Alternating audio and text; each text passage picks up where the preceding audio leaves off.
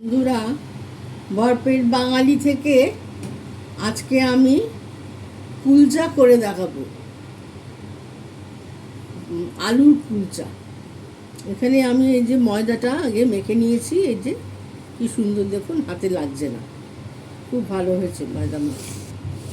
এই যে আলু সিদ্ধ করে নিয়েছি, তার মধ্যে পেঁয়াজ কুচি, লঙ্কা কুচি, আদা কুচি আর ধনে পাতা দেবো। রান্নাটা সর্ষের তেলে করবো। নুন লাগবে, নুন।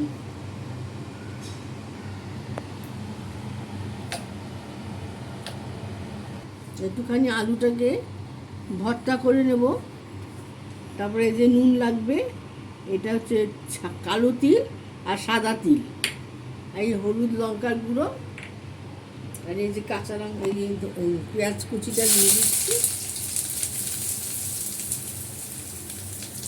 লঙ্কা কুচি দিয়ে দিচ্ছি, আদা কুচিটাও দিয়ে দিলাম, নুনটা দিয়ে দিচ্ছি।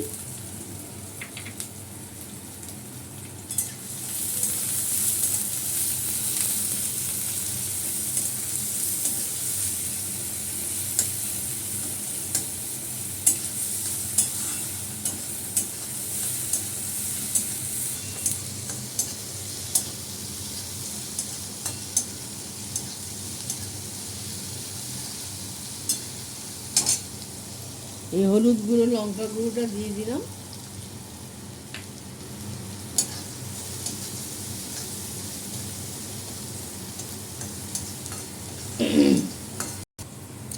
এই ধনে পাতাটাও দিয়ে দিলাম।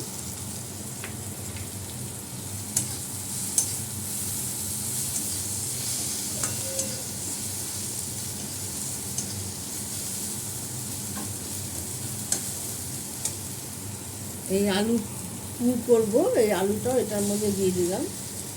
আলুটা একটু গ্রেট করে নিয়েছি, তাহলে ওই শক্ত শক্ত থাকে অনেক সময়, মাঝখানটা সিদ্ধ হয় না। এই পুরটা বানিয়ে নিচ্ছি। যত পুরটা শুকনো হবে, এই পরোটাটা বেলতে সুবিধা হয়, ফেটে যাবে না। ফেটে গেলে তো সব বেরিয়ে যাবে। তাই আমি একটা নতুন ইউটিউব চ্যানেল খুলেছি, @,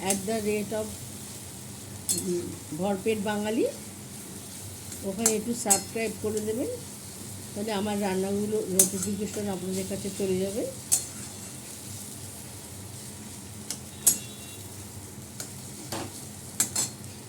এই যে পুরটা ভরছি লেচিগুলোর মধ্যে, এইভাবে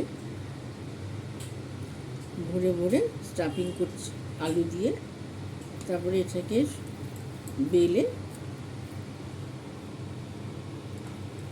একটু তেল মাখিয়ে দেবে, তাহলে আটকাবে না হাতের মধ্যে। একটু তেল মাখিয়ে নেবেন হাতেই,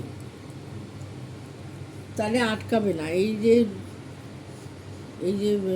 লেচির পুরটা একটু বেশি করে গর্ত করে নেবেন, তারপর এখান থেকে পুর নিয়ে এখানে দিয়ে, এগুলো তো সবাই জানে।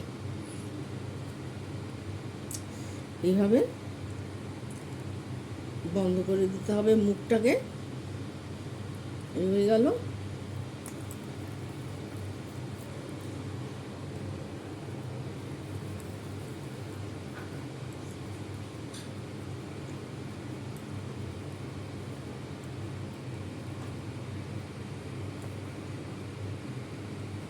বন্ধুরা, আমার কুলচা, এই যে পরোটা, এই যে এটা বেলা হয়ে গেছে।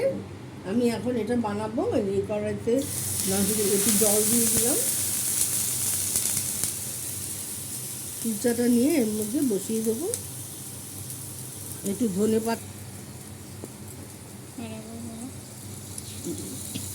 একটু ধনে পাতা, কালো তিল, সাদা তিল দিয়ে দিয়েছি। কুলচাটা এইভাবে বানাবো।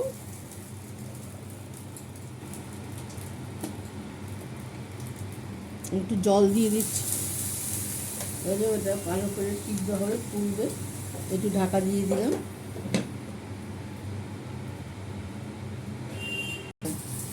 একটা পিঠ হয়ে গেছে, উল্টে দিয়েছি।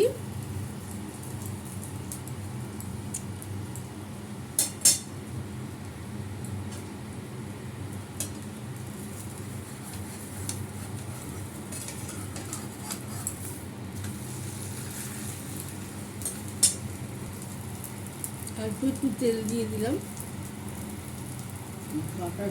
এই যে একটু বাটার দিয়ে দিলাম, ঘি বা বাটার যাই থাকুক দিয়ে দেবেন, এটা টেস্টটা খুব সুন্দর হবে। দেখুন বন্ধুরা,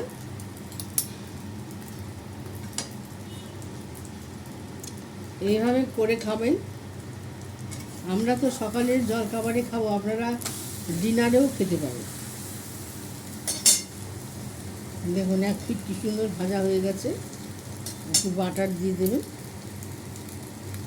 দিলেও হয়, আমার কাছে ঘিটা নেই, ঘি আনতে হবে। এইভাবে করে খাবেন। আপনারা এর সাথে পনিরের তরকারি করে খাবেন। আমরা তরকারি ভালোবাসি না, আমরা একটুখানি দই দিয়ে খাবো। দেখুন কি সুন্দর হয়েছে ভাজাটা। আগে দর্শনধারী গুণ বিচারি।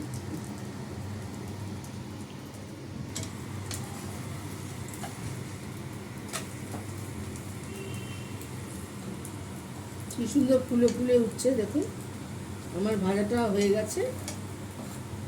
নমস্কার, ব্লগটা এখানে শেষ করলাম। লাইক শেয়ার কমেন্ট করে দেবেন। @ ভরপেট বাঙালিতে একটু সাবস্ক্রাইব করে দেবেন। নমস্কার। আর